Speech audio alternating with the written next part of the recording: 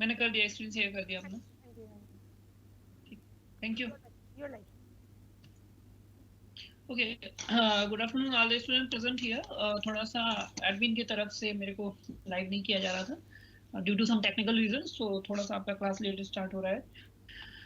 So today I'm going to talk about Unit 3 Natural Resources and its Engineering. Okay, so first thing is, what are the natural resources present on the Earth biosphere? Okay, so some of the listed resources which are present on the Earth biosphere, and continuously we are using these kind of resources. Okay, so you can see here forest resources, water resources, mineral resources, food, energy, land resources, etc. and etc. ठीक है, resources basically क्या होते हैं जो हमारे daily usage को पूरा करते हैं, एंड आई होप जो हमारे डेली यूजेज को पूरा करते हैं और साथ साथ इन्वायरमेंट के लिए, flora and fauna, plants and animals के लिए बहुत ही इंपॉर्टेंट है। ठीक है, सो वेट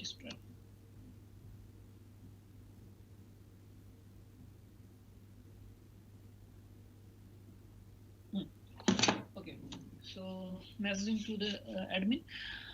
नेचुरल रिसोर्सेज क्या है आप देखिए पहले। Natural resources includes air, water, forest, animal, fishes, marine life, biomass, all the stuff and all kind of plant and animal present in the earth surface is natural resources। ठीक है, basically resources two types के होते हैं, one is man made and other is natural.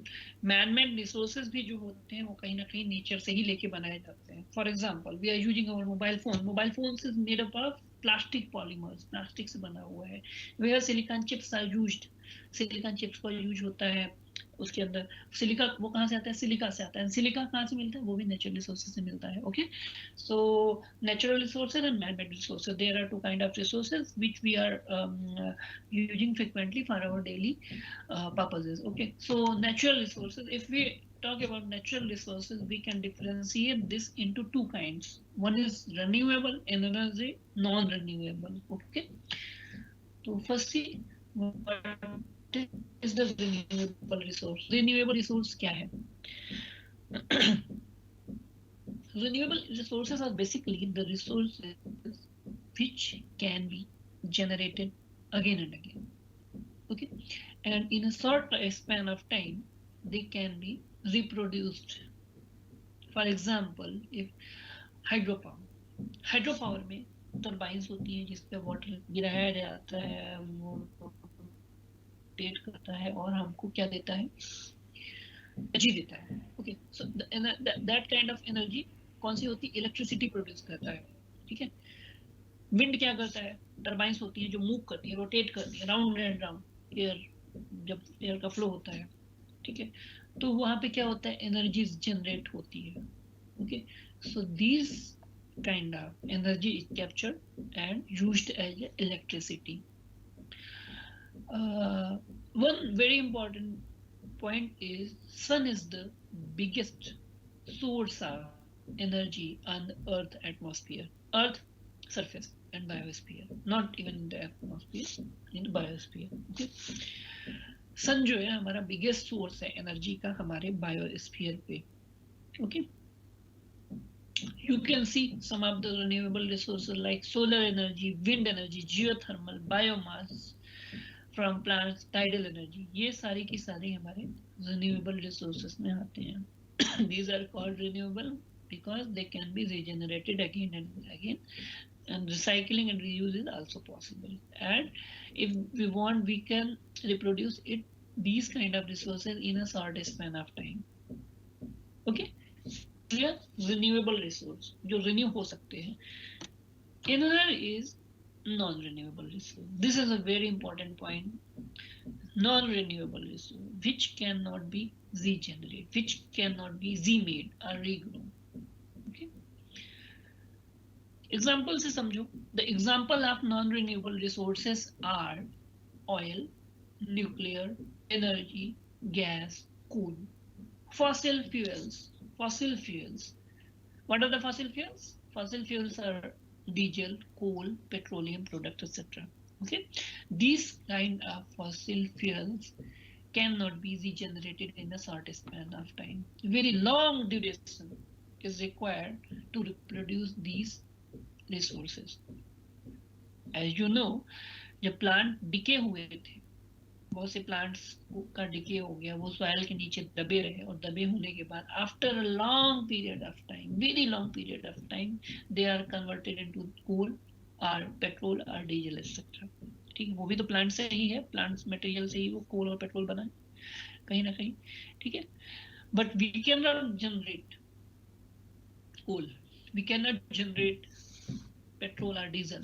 अब यहाँ पे concept आता है, what is the alternative source. एक टाइम आएगा जब पेट्रोल खत्म हो जाएगा, एक टाइम आएगा जब कोल खत्म हो जाएगा, एक टाइम आएगा जब ये सब खत्म हो जाएगा. तो what are the alternative source available here. तो फिर वहां पे हम बायोडीजल का कॉन्सेप्ट लाते हैं, जेट्रोफा से जो प्रोड्यूस होता है, that is a oil bearing biofuel crop. Okay, उसको उससे हम ऑयल निकालते हैं जेट्रोफा से, और अपने ऑटोमोबाइल्स में यूज करते हैं चलने के लिए.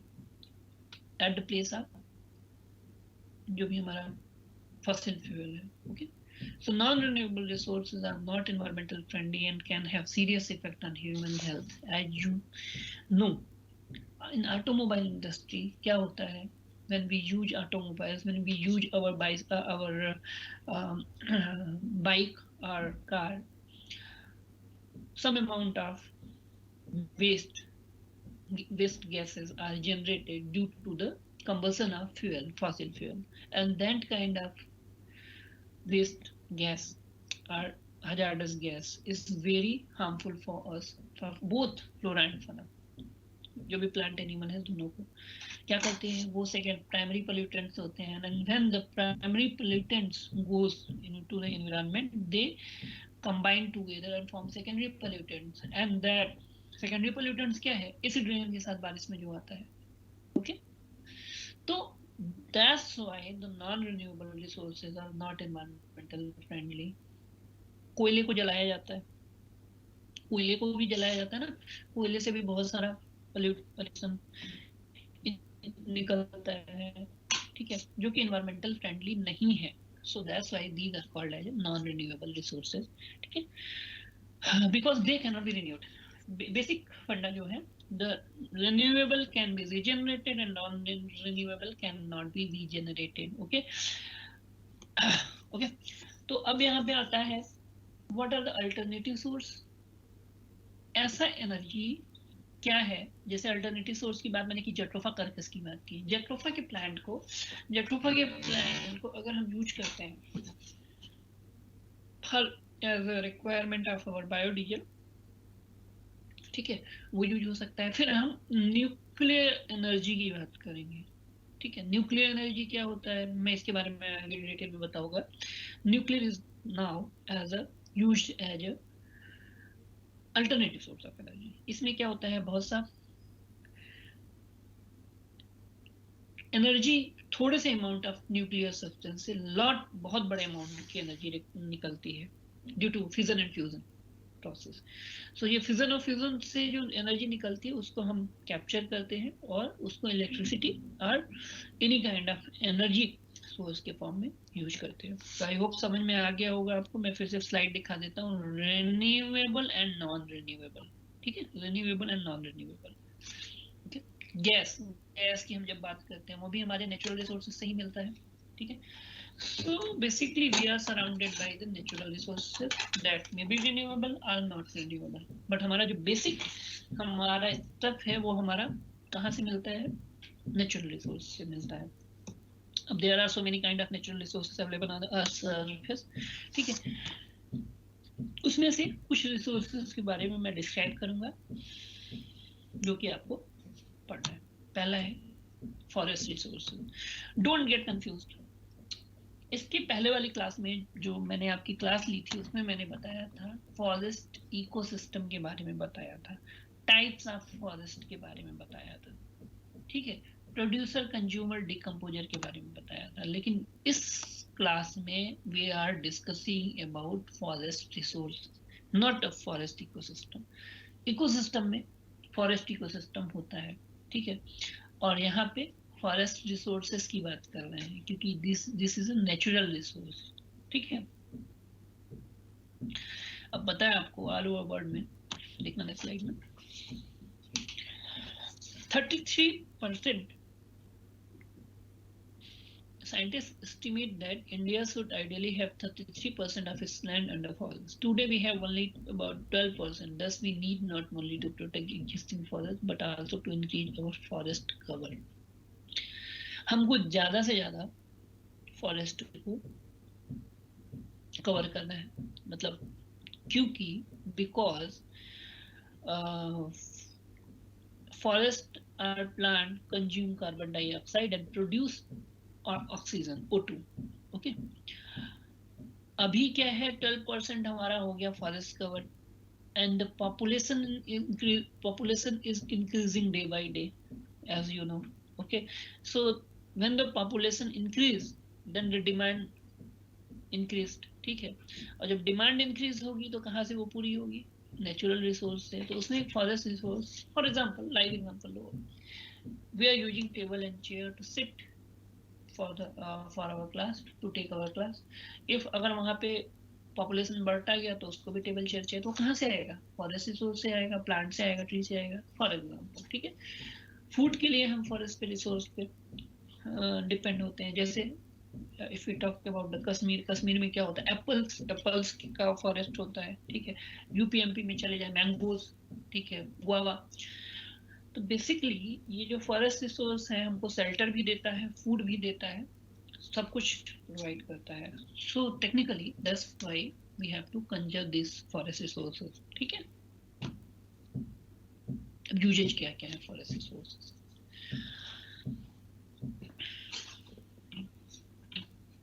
फॉरेस्ट जहां भी होगा वहां पे रेनफॉल का अमाउंट बढ़ जाता है.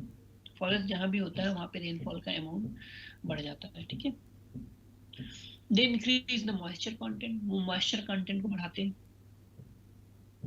बिकॉज जहाँ पे प्लांट रहेगा वहां पे बारिश होगी, बारिश होगी तो मॉइस्चर कंटेंट ऑलरेडी बढ़ेगा.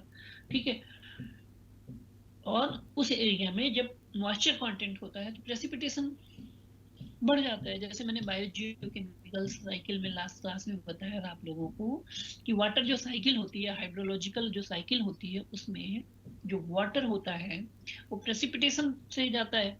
ठीक है, एडिशनल प्रेसिपिटेशन हुआ. ठीक है, उसके बाद क्या हुआ कि हॉट हुआ वो वाटर सन की हीट से, फिर वो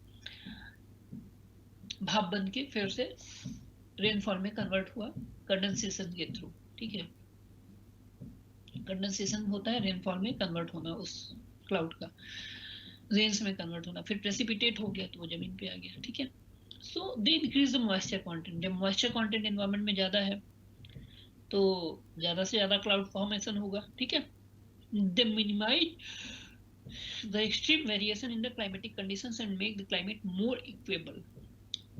Okay, they control floods during heavy rain by absorbing excessive water. As you know, Sundarban delta की मैं बात करता हूँ.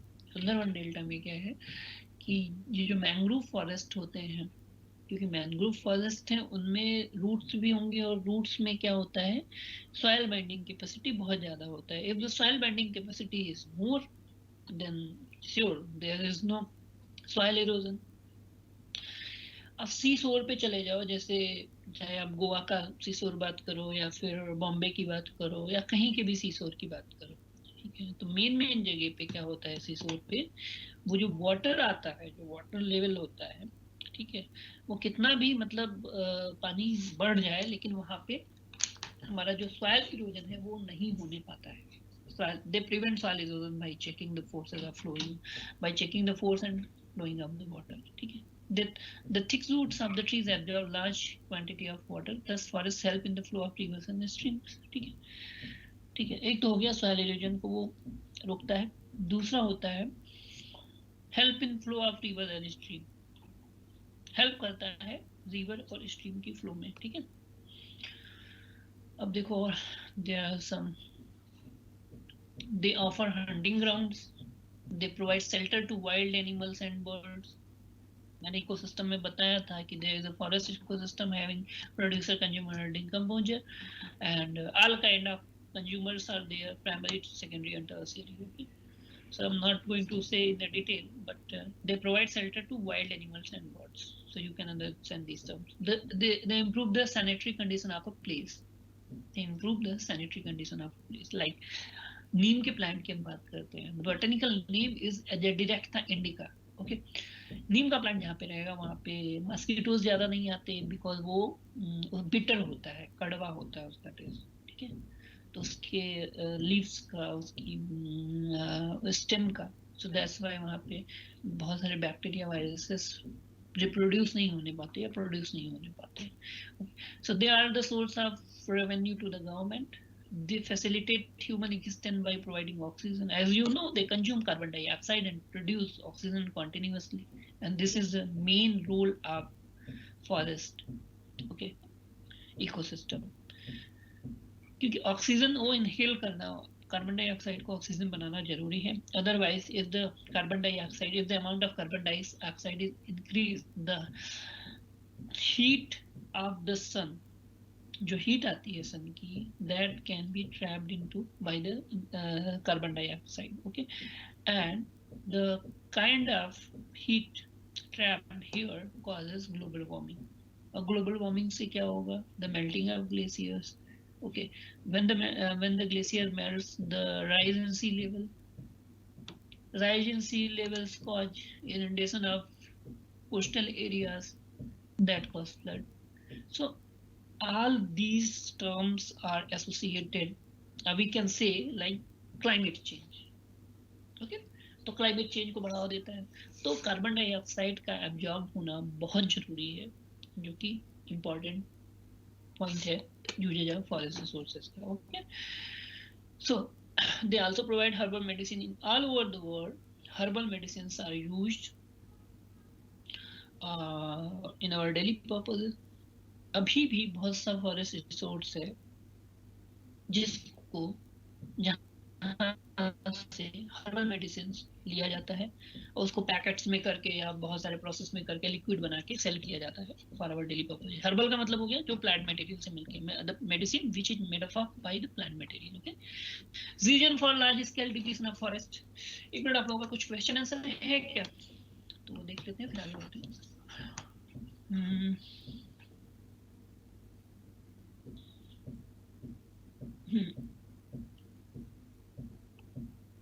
क्लास हो गई start. Will there is class today? Okay sir, screen show नहीं हो रहा है सर. नहीं, हमने शुरू किया है.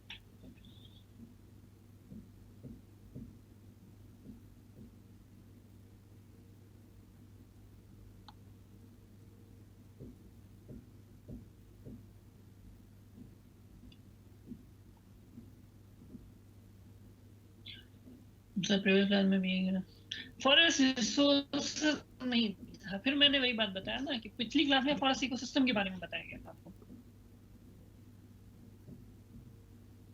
ओके,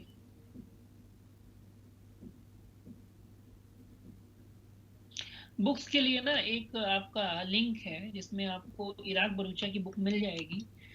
ठीक है, ये मैंने शेयर किया है. इसमें आप देखिए, आपको इराक बरूचा की इंग्लिश मीडियम में एक बुक मिल जाएगी. अगर आप परचेज करना चाहते हैं तो हिंदी इंग्लिश दोनों में अवेलेबल है, so you can purchase that also. ठीक है, नहीं तो आप अगर पीडीएफ से पढ़ सकते हो, that's good.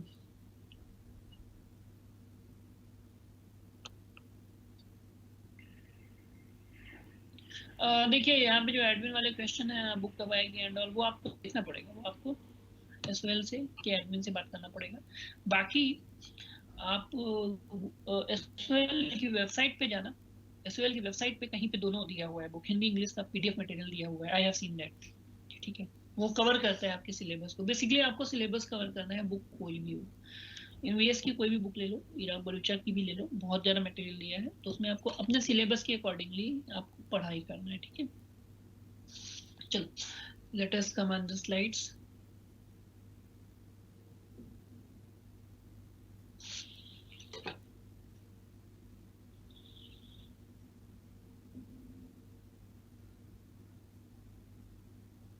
Okay, reason for the large scale depletion of forest में क्या है हमारा? कमर्शियल एक्सप्लॉयटेशन ऑफ फॉरेस्ट है, फॉरेस्ट फायर्स है, mining activity in forest area है. ठीक है, Forest diseases are also partly responsible for depletion of the forest है. ठीक है. So these are the activities related with the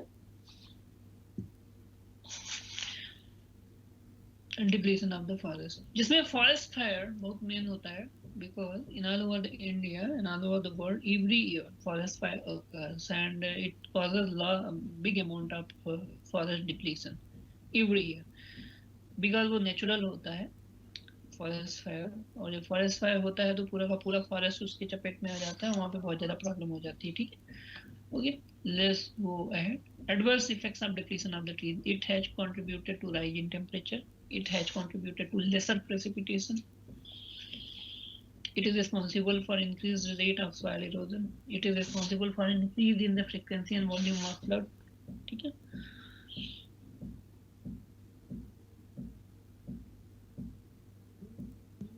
rise in temperature कैसे होता है डिप्लीशन ऑफ ट्रीज से? मैंने पहले बताया, आई टोल्ड यू अर्लियर, कि अगर फॉरेस्ट कट गए हैं तो कार्बन डाइऑक्साइड यहाँ पे रिमेन करेगा. Carbon dioxide is acting agent to trap the heat. जो सन की हीट आती है जो रिफ्लेक्ट बैक हो जाती है एटमॉस्फेयर में, वो नहीं होने देता. उससे क्या होगा कि हमारा टेम्परेचर इनक्रीज. Laser precipitation. यहाँ पे ट्रीज कम होगा, वहां पे मॉइस्चर कंटेंट कम होगा. मॉइस्चर कंटेंट कम होगा तो कम से कम बारिश होगी. It is responsible for the increased rate of soil erosion.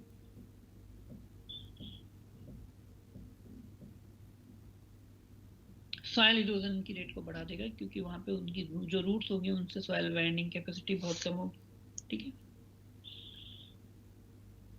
Increase in the frequency and volume of the floods.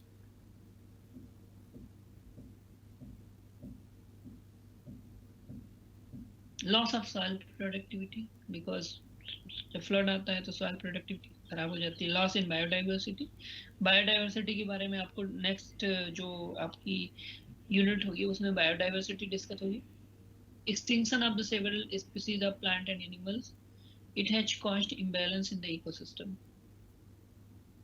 ठीक है. इम्बैलेंस प्रोड्यूस कर देता है इकोसिस्टम. ठीक है. How to conserve the forest.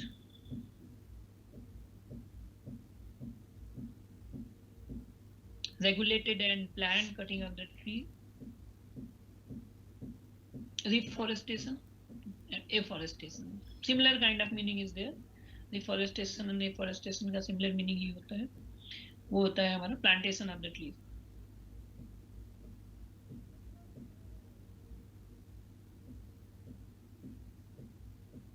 Development green belts around the cities.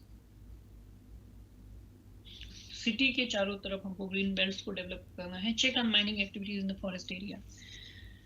If any kind of mining activities, जैसे कि अभी रिसेंटली हमको पता है कि वहाँ पे एमपी के किसी एरिया में फॉरेस्ट एक्टिविटीज, फॉरेस्ट माइनिंग की एक्टिविटी बहुत ज़्यादा हो रही थी. तो वहाँ पे बहुत सारे एनजीओ और इन लोगों ने अपोज किया था कि वहाँ पे कुछ नहीं बनना चाहिए इस तरह का. ठीक है. इस तरह की माइनिंग एक्टिविटीज नहीं होनी चाहिए. Protection of existing forest. Existing forest को हम कैसे प्रोटेक्ट करेंगे? How to protect the existing forest. Okay. Protection of existing forest is by the way of, wait, is there any admin की तरफ से कॉल आ रहा है. So student please wait. SOL admin call कर रहे हैं, तो मैं एक बार उनके कॉल को रिसीव कर लेता हूँ. Maybe something is important there. Students, I am getting call from admin, so please wait.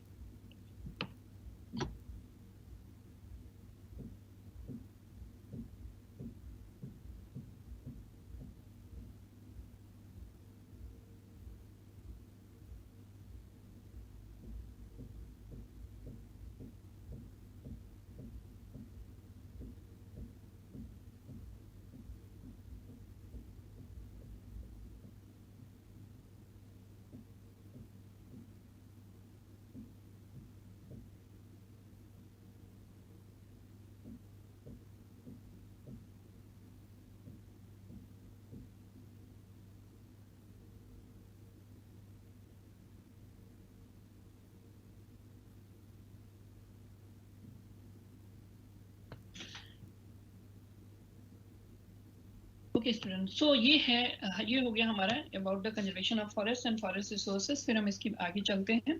दूसरा है हमारा हाँ, यहाँ पे एग्रो फॉरेस्ट्री का जो कॉन्सेप्ट है ये भी इम्पोर्टेंट है बहुत। फॉरेस्ट्री को जब हम यूज करते हैं एग्रीकल्चर लैंड में, अगर फॉरेस्ट को हम लगाते हैं तो वो हमारा एग्रो फॉरेस्ट्री कहलाता है। मतलब अगर हम व्हीट एंड राइस के फील्ड में हम बम्बू प्लांटेशन कर रहे हैं तो वो हमारा एग्रो फॉरेस्ट्री कहलाता है। इंडिया में अभी एग्रो फॉरेस्ट्री बहुत ज्यादा ग्रो कर रहा है, बहुत ज्यादा ग्रो कर रहा है, ठीक है, क्योंकि हमारे पास लैंड कैपेसिटी कम है, because population increasing day by day. If population increasing then definitely demand increase. अब डिमांड जब इंक्रीज हो रहा है तो how to control that kind of increasing demand, तो वहां पे हम एग्रो फॉरेस्ट्री का कॉन्सेप्ट लगाएंगे, बम्बू प्लांटेशन कर दें या कोई फ्रूट लगा दें या कुछ ऐसा लगा दें, ठीक है, उसके थ्रू किया जा सकता है, ठीक है। उसके बाद है development of botanical gardens, development of botanical gardens है, डेवलपमेंट ऑफ सीड बैंक्स है, फॉरेस्ट मैनेजमेंट है, proper rule of government in the forest conservation, ठीक है, ये सब है।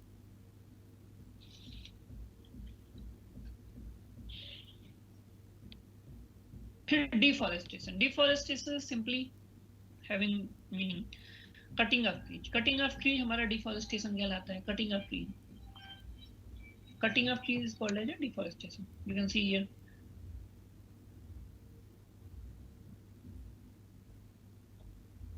कॉजेज क्या हो सकते हैं डिफॉरेस्टेशन के, इसके बारे में मैंने पूरा भी डिस्कस किया। डिजर्टिफिकेशन है, डिजर्टिफिकेशन का मतलब क्या हुआ, जो डेजर्ट फॉर्मेशन को इंक्रीज करता है, डेजर्ट फॉर्मेशन को बढ़ाता है, वो हमारा डिजर्टिफिकेशन होता है।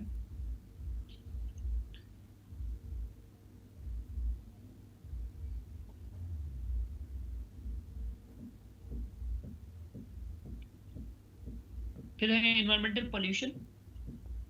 अगर डिफॉरेस्टेशन हो जाएगा तो कार्बन डाइऑक्साइड जो कंज्यूम हो रहा था वो कम हो जाएगा। कार्बन डाइऑक्साइड जब का कंजम्पशन जब कम हो जाएगा तो फिर वहां पे प्रॉब्लम क्या आएगा, वहां पे प्रॉब्लम ये आएगा कि ट्रैपिंग ऑफ द हीट, फिर ग्लोबल वार्मिंग बढ़ जाएगी, ओके। फिर डैमेज टू इकोसिस्टम होगा। Ecosystem we have discuss in the last class, हम इकोसिस्टम के बारे में डिस्कस कर चुके हैं लास्ट क्लास में, क्या क्या चीज होता है, ठीक है।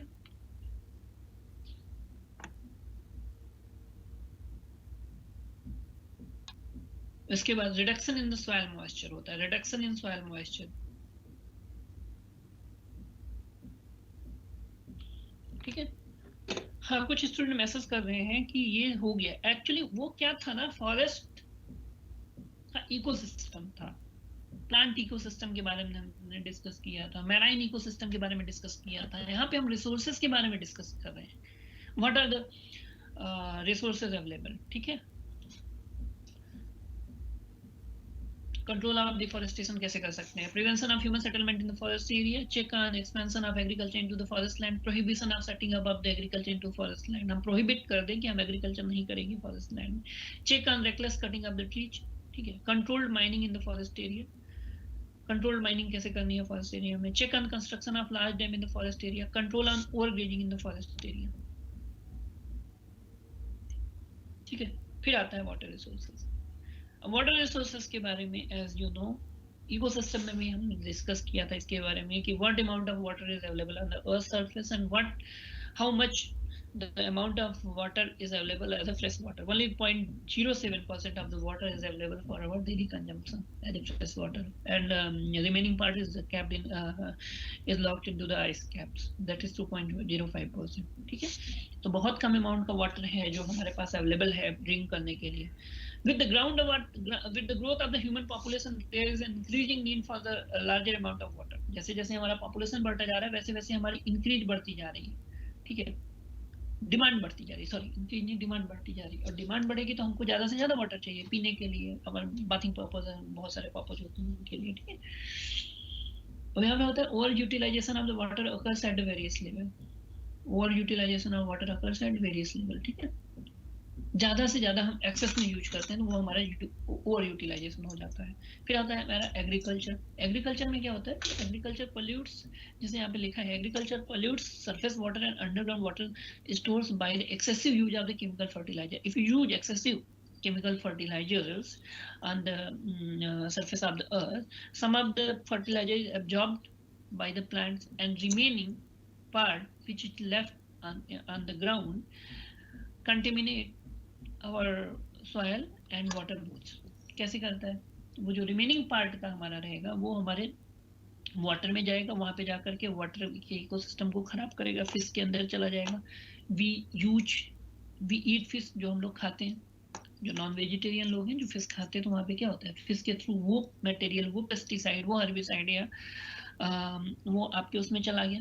तो ये सारी प्रॉब्लम्स एग्रीकल्चर के साथ है. इसलिए केमिकल फर्टिलाइजर्स को हटा करके हमको यूज करना चाहिए बायो फर्टिलाइजर्स का. ठीक है, जैसे यहाँ पे देखो, methods such as the use of biomass as fertilizer and non toxic pesticides such as neem products reduces the agriculture population of surface and ground water. ठीक है, क्लियर है? Industry tend to maximize short-term economic gains by not bothering about its liquid waste and releasing it into the streams, rivers, seas, etc. ठीक है. Flood की बात करते हैं. Flood is basically when the large amount of land is when the land is inundated with the large amount of water. That is called as a flood. Flood have been a serious environmental hazard from centuries. Deforestation is the main cause of the flood, because जहाँ पे forest area होता है, forest area में क्या होगा, वो root की जो बाइंडिंग कैपेसिटी है वो सॉइल को बाइंड करके रखती है. ठीक है, जब सॉइल की बाइंडिंग कैपेसिटी कम हो जाएगी तो वो फ्लड कॉज करेगी. ठीक है, वो फ्लड कॉज करता है. Rivers changes its course during floods and tons of valuable soil is lost to the sea. As the forests are degraded, rainwater no longer percolates. ठीक है, slowly into the subsoil there, but runs off down the mountain side bearing large amount of topsoil. India में अगर आप देखो तो every year India को flood hit करता है. कहीं बिहार का एरिया, कहीं केरला का एरिया, कहीं उड़ीसा का एरिया, कहीं ना कहीं बाढ़ आती ही आती है. ये जो फ्लड आता है वो लार्ज अमाउंट में ह्यूमंस को डिस्टर्ब करता ही करता है. ठीक है, in every season, in every year India में फ्लड आती ही आती है. ठीक है, फिर उसके बाद एक ड्रॉट की हम बात करेंगे जिसको हम सूखा कहते हैं.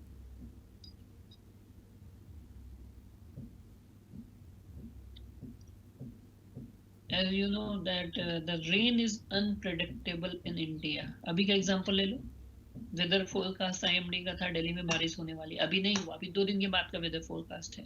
तो नोबडी नो कि where the wind direction changes and how much frequently the cloud formation and all. Okay, so we can only estimate that due to this kind of wind direction and cloud temperature in the area, in this area some rains, कुछ बारिश हो सकती है, कहीं पे नहीं हो सकती है. ठीक है, तो ये ड्रॉट होता है हमारा. One of the factor that worsen the effect of the drought is deforestation. Drought is one of the major problem in our country due to unpredictable climatic condition or due to the failure of one and more monsoon. ठीक है,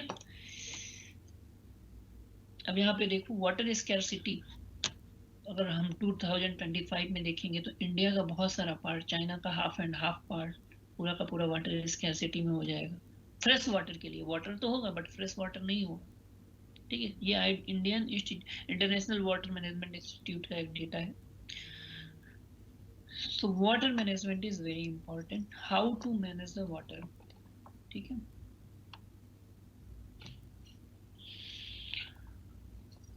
सबसे पहली बात, एक जो राजस्थान या desert area में जो आजकल किया जा रहा है वो rain water roof water harvesting की जा रही है. Rain water roof water harvesting या वाटर हार्वेस्टिंग की जा रही है. ठीक है, वाटर हार्वेस्टिंग बेसिकली क्या होता है, जिसमें जो बारिश का पानी होता है उसको कंजर्व करके, बारिश का जो पानी होता है उसको रूफ से सीधे हम किसी टैंक में ले जाते हैं या किसी ऐसी जगह पे रखते हैं जहाँ पे वाटर मैनेजमेंट, जहाँ पे उस वाटर को जब रेनी सीजन नहीं रहता तो यूज करते हैं. वो एक टैप में रख सकते हैं या एक हम अंडरग्राउंड एक रिजर्वायर बना के कर सकते हैं. राजस्थान के एरिया में, थार डिजर्ट वगैरह में बहुत ज्यादा किया जाता है बिकॉज वहाँ पे फ्रिक्वेंटली रेनी सीजन नहीं होता है. Okay, so afforestation permits discharging of underground water afforestation अगर होगा वाटर मैनेजमेंट में, दूसरा पहला हो गया roof water rain water harvesting, दूसरा है एफॉरेस्टेशन। ठीक है, एफॉरेस्टेशन का मतलब प्लांटेशन ऑफ ट्री। जब प्लांटेशन ऑफ ट्रीज ज्यादा होंगी तो अंडरग्राउंड वाटर का वाटर लेवल भी बढ़ेगा, वहाँ पे मॉइस्चर कंटेंट भी ज्यादा रहेगा और बारिश भी होगी। ठीक है, treatment and recycling of municipal waste water for the agricultural use. Okay, in every city you can see the STP and ETP, sewage treatment plant and effluent treatment plant. The concept behind this kind of treatment plant is to collect all the wastewater from the city, domestic wastewater from the city, and treat them for the agricultural purposes. So there are a lot of machinery involved which have primary, secondary, and tertiary treatment, and this kind of treatment is used for our domestic water to convert into fresh water, which can be used for our agricultural purpose. We cannot drink that kind of water because उसमें drinking में बहुत ज़्यादा problem है। Drinking में हम अभी तक उसको ड्रिंकिंग वाटर बनाने के लिए lot of fund and lot of machinery is required, and we are not on that level. But Japan and China is doing this kind of work. They are treating domestic wastewater, converting into a drinkable form. ठीक है, but हम लोग अभी नहीं कर पा रहे। Preventing leakage from dams and canals, some kind of water management techniques. ठीक है, effective rainwater harvesting, water conservation measures in agriculture such as using drip irrigation, pricing the water at its real value makes people use more responsibly and efficiently and reduce the water wasting. ठीक है, सो ये हो गया हमारा water management. अब हमने आज discuss किया वाटर मैनेजमेंट के बारे में, फ्लड के बारे में, ड्रॉट के बारे में, डिफॉरेस्टेशन के बारे में, ठीक है, एंड फॉरेस्ट रिसोर्सेज के बारे में, and renewable and non renewable का बेसिक डिफरेंस हमने देखा यहाँ पे कि क्या क्या होता है। ठीक है, let me take your questions.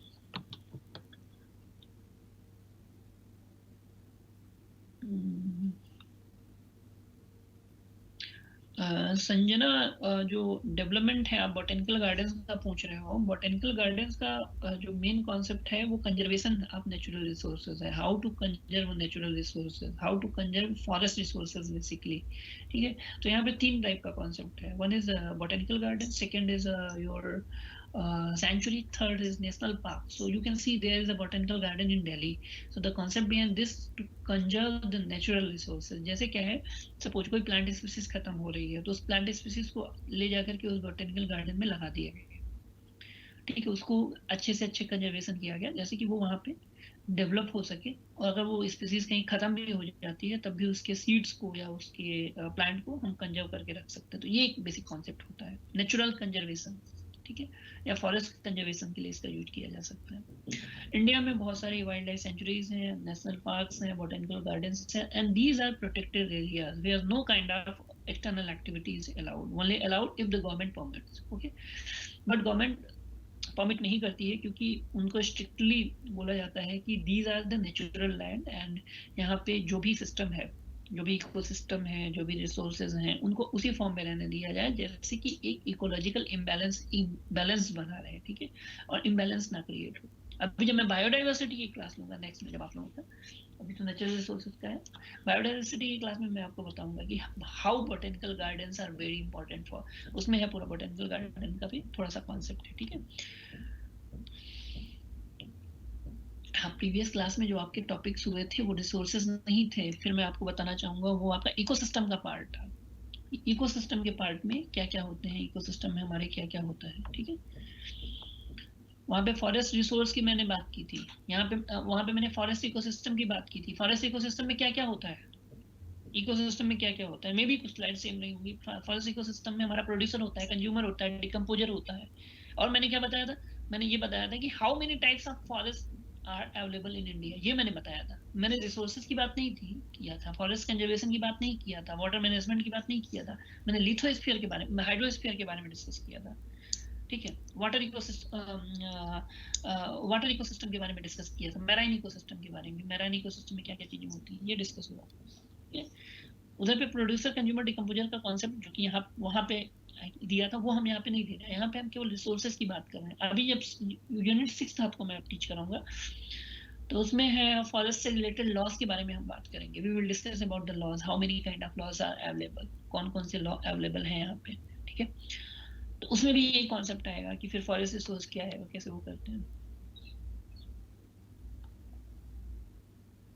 Aditya, आपका जो क्वेश्चन है, if this is not according to the soil study material का जो है, नहीं सिलेबस देखिए आपका सेम है. वो 7 यूनिट्स आपको पढ़ना है. कुछ यूनिट पहले आप पढ़ रहे हो, कुछ यूनिट बाद में पढ़ रहे हो, तो don't be confuse about that कि यूनिट 2 यूनिट 3 हो गया, यूनिट 3 यूनिट 2 हो गया. क्योंकि कभी कभी है कि आपको पता लगा स्टडी मटेरियल मिला है उसमें, बट यूनिट आपको तो पढ़नी है ना. 7 यूनिट आपको पढ़ना है, टोटल कवर करना है, जिसमें अभी 3rd यूनिट चल रही है. ठीक, तो मे भी इकोसिस्टम कभी कभी ऐसा होता है कि आपको इसलिए पहले पढ़ाया जाए, जैसे आपको इकोसिस्टम के बारे में पता हो जाए तब तो आप नेचुरल रिसोर्सेज समझोगे. नेचुरल रिसोर्सेज आपको पता हो जाए तब तो जाके आप बायोडाइवर्सिटी समझोगे. अब बायोडाइवर्सिटी को समझने के लिए इकोसिस्टम और नेचुरल रिसोर्सेज समझना जरूरी है, जो कि यूनिट 4 है. ठीक है, तो ये स्टेप बाय स्टेप पढ़ाया जाता है, इसीलिए तो एक आध 2 यूनिट आगे पीछे हो सकते हैं, बट सिलेबस एसओएल का स्टडी मटेरियल क्या है वो आपको जो मिला है, इसके लिए आप एडमिन से डिस्कस कर सकते हैं. ठीक है, एग्जाम के लिए भी आप मेरे पास ऋतिक कोई वो नहीं है, आप वेबसाइट चेक करते रहो और अपने एडमिन से बात कर सकते हो. हाँ, जो मैं फिर बता रहा हूँ कि जो डिस्कस हुआ था वी आर डिस्कसिंग अगेन, लेकिन वहां पे मैंने प्रोड्यूसर कंज्यूमर डिकम्पोजर का कॉन्सेप्ट बताया था. मैंने रिसोर्सेज के बारे में बात नहीं किया था कि what is the importance of this kind of resources. Okay, तो यहाँ पे जो इंपॉर्टेंट है यूनिट 3 में नेचुरल रिसोर्सेज एंड इंजीनियरिंग में सबसे इंपॉर्टेंट है कि what are the natural resources. Natural resources क्या है, ठीक है, नेचुरल रिसोर्सेज क्या है and what kind of natural resources are available here. Natural resources 2 types की होते हैं, एक हमारा है रिन्यूएबल, एक दूसरा है नॉन रिन्यूएबल. आपको क्लियर होना चाहिए. ठीक है, कितने टाइप्स के रिसोर्सेज होते हैं तो आप यहाँ पे देख सकते हो. फॉरेस्ट रिसोर्सेज है, वाटर रिसोर्सेज है, मिनरल रिसोर्सेज है, फूड रिसोर्सेज है, एक्सेट्रा एक्सेट्रा. ठीक है, आई थिंक प्रेजेंट नहीं हो पाया, 1 मिनट. ठीक है, यहाँ पे ये डिफरेंट रिसोर्सेज हैं. इसके बाद फिर नेचुरल रिसोर्सेज में आपका 2 है, एक रिन्यूएबल है, एक नॉन रिन्यूएबल है. ये इंपॉर्टेंट है आपका. ठीक है, so these are the resources, kind of resources available. फिर फॉरेस्ट रिसोर्सेज आपका आ जाता है. फॉरेस्ट रिसोर्सेज क्या है, यूज क्या है फॉरेस्ट का. ठीक है, कंजर्वेशन ऑफ द फॉरेस्ट क्या है, डिफॉरेस्टेशन क्या है. ठीक है, देखो कुछ अब वाटर रिसोर्सेज में तो फर्स्ट क्लास में भी आपको लिथोस्फीयर पढ़ाया, हाइड्रोस्फीयर पढ़ाया गया था, उसमें भी आपको बताया गया था, फर्स्ट क्लास में बताया गया होगा 67% of the earth surface is covered by water, where this kind of this fraction amount this amount of water is available for our drinking purposes, but this data is again used for what, because अभी हम resources के बारे में पढ़ रहे हैं ना. तो ईवीएस ये नहीं है कि केवल आपको फैक्चुअल है कि आपको 1.1 इज 1 इज इक्वल टू 2. ठीक है, और भी बहुत सारी चीजें हो सकती हैं. ठीक है, 14/7 इज आल्सो इक्वल टू 2. तो यहाँ पे हमको ये देखना है कि एग्जैक्टली हमको पढ़ क्या रहे हैं, हमारा यहाँ पे क्या यूज है. ठीक है, so this is about your today's class.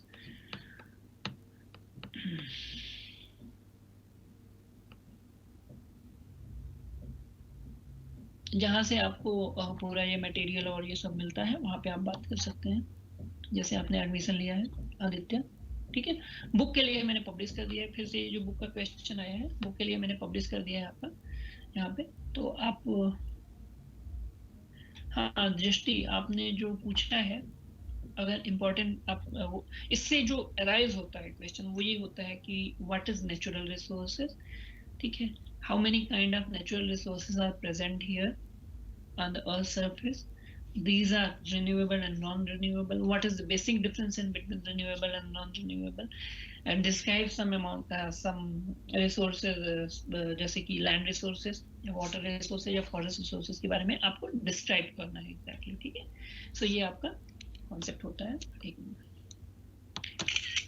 So this is about today's class. I hope कि आप लोगों का दूसरा भी क्लास होगा.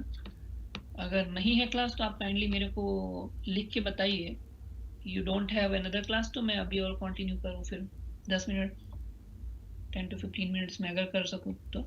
आप लोगों को का क्लास है अभी नेक्स्ट 4 to 5 कोई क्लास है या नहीं है, काइंडली कोई भी बता दे. दीपक, मैं एडमिन को बोल दूंगा जो ईवीएस के हैं, अगर आप लोगों को शेयर की जाती है। आप लोगों का एक फेसबुक पेज भी बना हुआ है, जैसे आप लोगों को शायद पता होगा, ठीक है। और बाकी आपका जो स्टडी मटेरियल है ना, वो वेबसाइट पे है एसओएल का। Depletion of the natural resources. Depletion का मतलब हो रहा है जो चीज खत्म हो रहा है, जो चीज डिग्रेड हो रही है, that is called as a depletion. That is called as a depletion, ठीक है।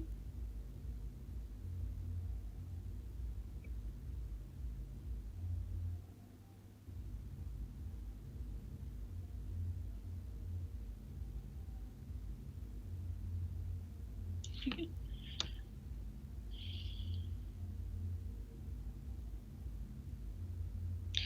किसी की क्लास है, किसी की नहीं है, ऐसे मेरे को मैसेज आया है, तो नो इश्यू, आप लोग अपनी क्लास अटेंड करिए, ठीक है। नहीं है, क्लास है, किसका क्लास है, ठीक है। कुछ स्टूडेंट ने लिखा है क्लास नहीं है, और कुछ ने लिखा है क्लास है। तो देखो, अभी मैं आपका बस थोड़ा सा और टाइम लूंगा। जिनकी क्लास है फिर वो उनको इशू होगा कि फिर से पढ़ाया जाने के लिए, ठीक है। तो मेन चीज यहाँ पे ये है कि what are the natural resources, और उसका बेसिक डिफरेंस क्या है, रिन्यूएबल एंड नॉन रिन्यूएबल। नहीं नहीं नहीं नहीं नहीं, ठीक है, ठीक है। क्लासेस हैं किसी की, कोई बोल रहा है।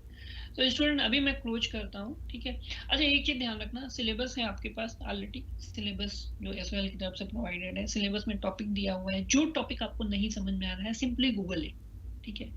Natural resource, Google it. केवल आगे, केवल आपको इंट्रोडक्शन पता होना चाहिए, ये आपका एसीसी कोर्स है, कि what are the natural resources. ज्यादा आपको डीप में नहीं जाना रिसर्च में, बट आपको पता होना चाहिए नेचुरल रिसोर्सेज कितने टाइप्स के होते हैं, ये पता होना चाहिए। What is the basic difference in between renewable and non renewable, ये आपको पता होना चाहिए, ठीक है। और कुछ रिसोर्सेज के बारे में, जैसे land resources, water resources, forest resources, mineral resources, nuclear energy resources, nuclear energy जिसके बारे में मैं अभी नेक्स्ट क्लास में आपसे डिस्कस करूंगा, जब भी क्लास होती है, ठीक है। तो this kind of resources are available under और बायोस्फीयर, तो ये आपको नोन होना चाहिए। अब जब हम इकोसिस्टम की बात करेंगे, सेकंड यूनिट की बात जब मैं कर रहा हूँ, तो उसमें आता है हमारा water ecosystem, marine ecosystem, forest ecosystem, जिसमें टाइप्स ऑफ फॉरेस्ट के बारे में हमने डिस्कस किया था, ठीक है। जो आप कंफ्यूज हो रहे हो, वो types of ecosystem, just let me so you. जो आप लोग कह रहे हो, उसमें आप लोगों में से कुछ स्टूडेंट कह रहे हैं कि सर वो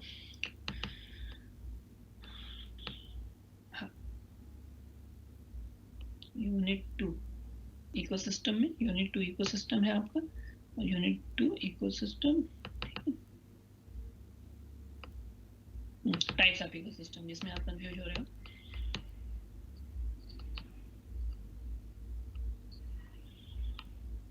इफ यू हैव टाइम, कुछ स्टूडेंट कह रहे हैं क्लास है, उनको क्लास करना है, तो वेट, ठीक है, आप लोग क्लास में जाइए। I don't want to take so much of your time. Types of ecosystem, unit 1.1, unit 1.2, okay, unit 2 ecosystem.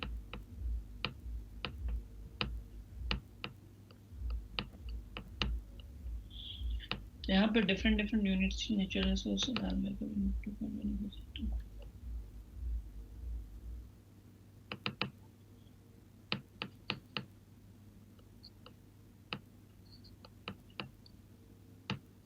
and food chain, and this is about the biogeochemical cycle.